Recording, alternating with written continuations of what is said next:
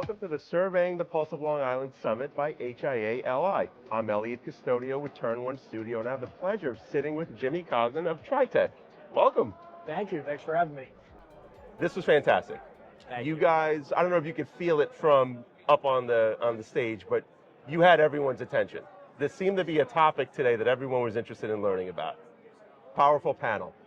So we get the survey, we have the data, which is helping us look towards 2026. What are you seeing that you learned from the survey that's maybe going to change things at TRITEC as far as going into the new year? I think it was good to hear that people are generally optimistic about the Long Island economy next year. Not quite as optimistic as they were the year before, but personally, I think I'm more optimistic than the survey was showing. Okay.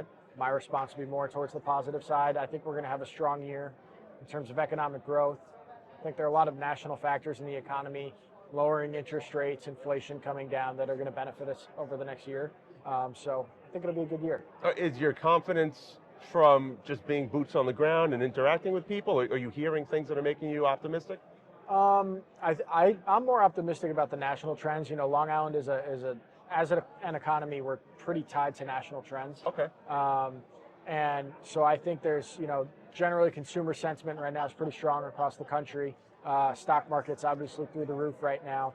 And I think that's probably true across Long Island as well. Long Islanders have good spending money. Unemployment's still relatively low here. And so I think there's just a strong outlook for us. I love hearing that. Yeah. From a construction standpoint, are there areas of construction that are stronger now than before? Construction is very tied to interest rates. Construction costs have gone up a lot over the past few years, but with interest rates coming back down, there are going to be a lot more projects that will become possible over the next year or two. Housing is the focus on Long Island, right? We have plenty of office buildings. A lot of them are vacant. Yeah. We have a lot of hotels. We have a lot of medical office, retail.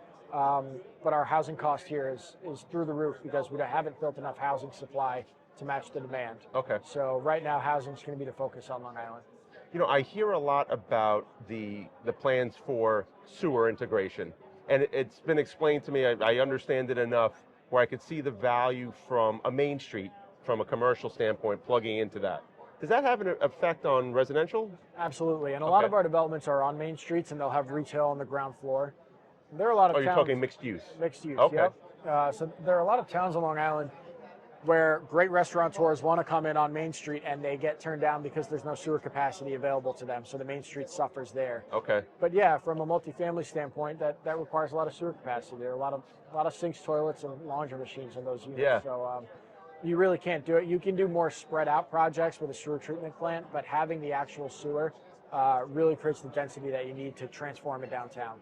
Awesome. Now I'm asking everyone how labor is affecting their business. It seems to be another hot topic and an element of the survey. Is that affecting you guys with what you do? Particularly on the construction side. There's a shortage of young construction talent in the industry.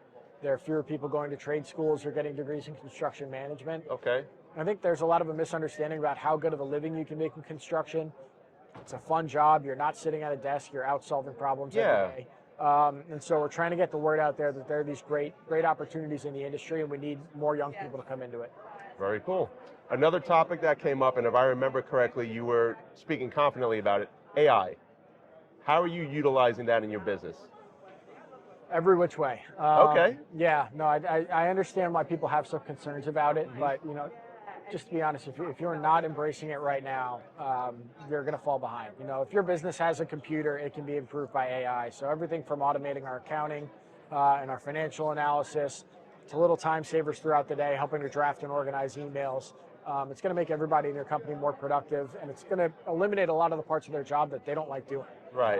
So it's something you need to embrace now. So as we're seeing the evolution of AI, you're finding that it's mature enough right now to be able to utilize it for those things in real world application. Yeah, and it's hard to predict where it's going to go from here. I mean, it's improving so quickly that, we can use it for those table stake applications right now, but they're going to be able to do a lot more with it soon.